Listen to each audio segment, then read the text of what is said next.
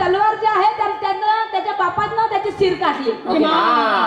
अरे हा राजा राणीचा झगडा झाला म्हणून पोरानं बापाची मुंडकी कापली म्हणजे शिर कापलं.